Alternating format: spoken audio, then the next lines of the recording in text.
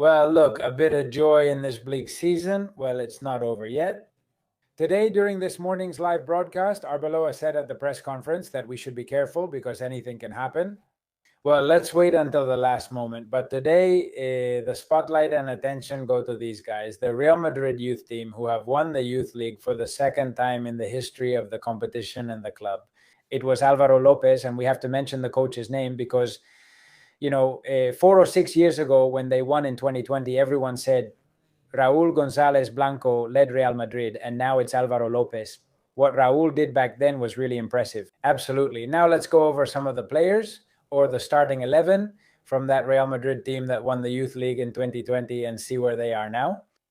And I say this because, well, the topic of the Youth Academy is, there are a lot of mixed opinions here. On one hand, and I'm sure I'll see it in the comments now, people will say, yeah, but then the club doesn't give them a chance.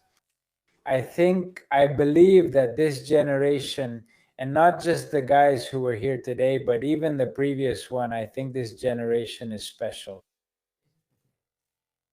I see things there. Well, even from guys coming through who weren't there. What's this guy's name? Sheriff, that's his last name. He's 16 years old. He's a midfielder. We saw him the other day for a bit. And he's an absolute beast of a midfielder at his age. And for now, we shouldn't get ahead of ourselves with certain players, not even with the goalkeeper. It's a very serious matter because we put a lot of pressure on them. We give them a heavy burden to carry. But of course, Javi Navarro has saved 2 penalties in the shootout again. He's a beast, this guy. It's absolutely incredible. Let's take a look at the 2 he saved. Well, first one play, let's talk about some players here. I really like Yanez, and I also think Syria is very good. Joan Martinez is probably the most famous of all these kids. He's the one who was with Real Madrid for preseason 2 years ago, which was when he injured his cruciate ligament. He made a pretty bad mistake here. Grosserin, I think he has some spectacular qualities and spectacular potential. Arbeloa said it recently when he was coaching Castilla. He said to be careful. He kind of gave him a warning, right? Well, here he gave the ball away badly, and Javi Navarro fixed it for him in this play, which was one of the best saves he made during the match. He didn't make many more during the match either because Brugge practically didn't have any chances. Brugge's goal, the equalizer, was the only time they got through, and Madrid had missed a lot. By the way, a great goal by Jacobo, Madrid's center forward, and then many missed chances. And unfortunately, the one time they got through, they scored on us. They even had another chance later, after the kind of game where you end up regretting not having scored. But I insist, Javi Navarro didn't have much work to do during the match because Bruges didn't really get there or barely did, but he gave us what we needed in the penalty shootout. This is one, let's see, wait, I'm going to show the first one he saves. Watch this. Look, okay, the other day against Paris Saint-Germain, he made 2 amazing saves, as we saw in the photo, because they were well placed. Today's weren't as much, but in any case, they still have a lot of merit. I mean, this penalty shootout, this one is a really good save. Of course, if you compare them to the ones from the other day against Paris Saint-Germain, that's usually where penalties are scored. Almost 90% go in there, right? Even though they're mid-height and angled, making them tough for goalkeepers, he still stopped them. And today's, I insist, were a bit easier than the other day. But in any case, of course, the kid is setting the bar really high for himself, Here's the other one. And this one, moreover, this one is the one that decides, right? This is the one that decides the shootout, huh?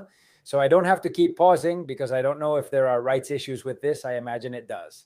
And then, boom, there it is. Well, he just pulls off miraculous saves. He has miraculous things like Casillas used to have, right? He has a bit of Courtois about him. He has a lot of personality, I mean, he already looks like a veteran, even though he's just a kid. 18, 19. The other day we checked his age. I don't remember now. Well, in any case, this guy is really amazing. Okay. What these guys are doing. Look, this is not, well, sorry. These weren't the ones who won with Raul Gonzalez. I don't know if I'll have time to look for that final they won in 2020, but this is the other one they lost. In a generation, well, some of them, in fact, are currently breaking into the first team, and they've done very well with the first team. Like Mami, Manuel Angel, like Palacios, Kema Andres. He's at Stuttgart doing a little study abroad stint there. Nico Paz, not to mention, who will return to Madrid after 2 wonderful seasons at Como. At least that's what we've heard. We often get highlights, but I think everyone agrees Nico Paz must return to Madrid. Gonzalo himself, hey, top scorer in the Club World Cup against Betis. He scores 3 goals, then the kid delivers. And they're talking about selling 50% of his rights. They did the same with Nico Paz, and in the end, he's coming back. So we shouldn't lose hope with Gonzalo, not at all. But that's the reflection I'm going to get to right away with this topic. How many of these will actually make it? Paul Fortuny. There's also Yusuf, Salazar, Jacobo Ramon, who's at Como, just like Nico Paz, although I think Jacobo Ramon most likely will stay for another season. And then Vinicius Tobias, man, what will happen to him? In the end, we keep him. And as goalkeeper, Pinheiro. Well, if I had a Barca channel, it's impossible to live in that parallel universe. Because in the end, I would be ashamed of what my club has done for 20 years, paying the second in command of the referees and a bunch of other things. We're discussing Negreira now, and tomorrow morning there's a special video. I'd make that joke, the one that a lot of anti-Madridistas are going to use to try to downplay these kids' victory today, which is that Getafe is rubbing their hands together because they know that many of them will end up at Getafe. Hey, they make this joke and they keep making it because there's something there. I mean, sometimes they make a joke about Madrid and you think, what are you talking about? But when it comes to the youth academy, it's true that they can make light of it with some justification. Because, well, I stopped the video because I wanted to talk about Raul. When they won in 2020, let's see who those main players were. And of course, I see Peter Federico here. I see Miguel Gutierrez. I see Rivas. Antonio Blanco, of course. Look, the goalkeeper was Luis Lopez, who signed with Mirandes, and this season he's at Mirandes, and this season he's only played 3 Copa del Rey matches. Sorry. Sergio Santos is currently at Gimnastic de Tarragona. Pablo Ramon is at Racing de Santander on loan from Espanyol. Victor Chust, as of August 2025, he arrived at Elche on loan to strengthen the green and white defense in their return to the first division. There is Victor Chust, Miguel Gutierrez. Things have gone a little better for him at Napoli. He's currently at Napoli. Ivan Morante at Burgos. Antonio Blanco at Alaves. Arribas in the second division with Almeria. Hey, Antonio Blanco and Arribas have done better than some others, and I think they're good footballers. But of course, if they're not in Madrid, were they good enough for Madrid? Wait, this is Marvin Park. Marvin Park is in the... Where is this guy? In the 2022 to 2023 season, he was loaned to the Canary team, well, to Las Palmas. Okay. He's in Las Palmas, if I'm not mistaken. Doctor, as Chiquito would say, is one of the most used midfielders by Malaga's coach. Wait, at Malaga, from Celta de Vigo. He played for Celta. Pablo Rodriguez, I might be reading too quickly and mixing some up. He played for Lecce, Brescia, Alcorcón, and Ascoli, until he joined Lech Poznan, the Polish team, his current club. And Raul, well, you know, he never got to coach Real Madrid. He took over Castilla and so on, okay? Well, of course. Claro. How could they not say it? Oh, well, all of these aren't going to... Look, I think they were laughing. Now, the Youth League beat Madrid. That one also beat Madrid. It's true that maybe all those players haven't become what we expected. But I have a feeling that all these guys here who couldn't win it, Nico Paz, Gonzalo, Palacios, Manuel Angel, Chema Andres, Jacobo Ramon, I think they're going to have a better future than those others. And that's not even mentioning the ones who just won it. Not all of them, of course, but to me, this Javi Navarro guy seems like something really impressive. Above all, more players are coming up behind them. This guy, Sheriff Fofana, I think his last name is Fofana. And if we go even further back, Marcelo's son.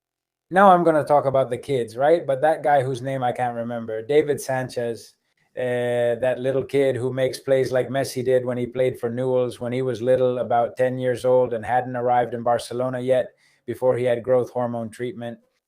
Well, that kid is really something else. And then there's another guy, the one Marcelo said was the best player in Real Madrid's youth academy.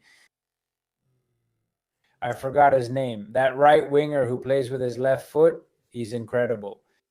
I think now we have more reasons to be optimistic. I think there's a new generation coming up step by step, but it's amazing. Now, as long as we don't mess it up, well, this is just a preview for tomorrow's video with Juan Luis Martín de Pozuelo.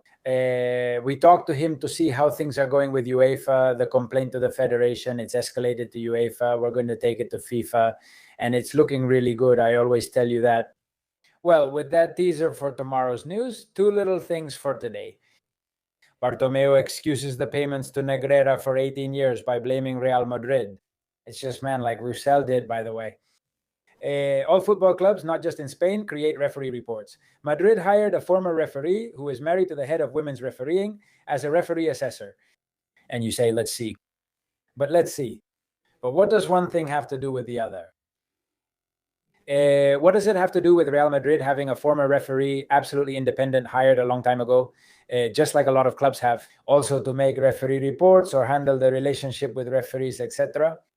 By paying a head of the referees committee for more than 20 years. But really, who do they think they're talking to? The judge told him this, and I think Roussel did too. The judge isn't stupid. La joda no es tonta. Entonces, well, Bartomeu, I mean, look, he says the Negreira case has been used unfairly to attack Barca. These are just scouting reports and DVDs with no evidence of buying referees or match fixing. It's incredible. Tomorrow, when the video by Juan Luis Martín de Pozuelo comes out, at the end of the video, we reflect on all of this. Anyway, and he explains it very well. Juan Luis explains this topic very well. Of course, about how it was bought, or we understand that it was bought. One must always speak properly. But anyway, a judge stated it explicitly in court orders, right? The systemic corruption of the refereeing establishment, how the boss was bought so that the rest, the referees, those who officiated, didn't need to be bought. None of them will admit to receiving money, at least not now, but that wasn't the system. We all know what the real system is. But also, comparing it to what Real Madrid and other clubs do, having referee analysts who aren't part of the referees committee with what they did, paying a CTA boss 8.4 million, it's just not the same. I was going to say something, Juan Luis, very good point this morning about the money he got compared to other Barca employees. It's just unbelievable. It's unbelievable. And well, anyway, poor devils. And then in the media, this tweet from Bruce Wayne is really good because he says, look, in 2023, what was the tone and the language and what was being said? And when they used to give data and now they keep quiet about it, man. I mean, something happened along the way. I think we all know that. Of course, the media isn't interested in Barca falling, nor is the federation, nor the league, nor the media. But look, the tone during 2023 after Barcelona's payments to Negreira became known. This is Pedro Martin, Pedrito Números on Cope. Hold on, I don't have the sound on. One moment. 15 years before 2003. 15 years before 2003, that's when, in theory, it starts from 88 to 2003. The number of penalties awarded to Barcelona doesn't change. 122, 125 more or less. But they go from 97 against to 57, that's 40 less, and the red cards go from 94 to 63. 30 fewer red cards. Coincidence? And it happened right after 2018 when this gentleman stopped getting paid. The penalties go from 3 to 19 against, from 3 to 19, and the red cards from 4 to 20. Well, of course, back then, I remember people being really shocked, right? I remember listening to the Cope show and people getting outraged, like, what happened? But I don't know what.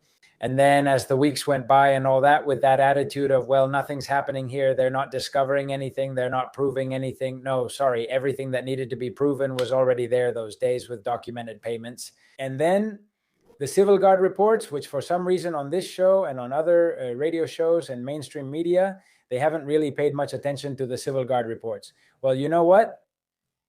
Juan Luis is going to talk to us about that tomorrow, and it will be available to everyone. I'll tell you where shortly. And the point is for UEFA to know about them, because they didn't know, since the federation hasn't passed them on.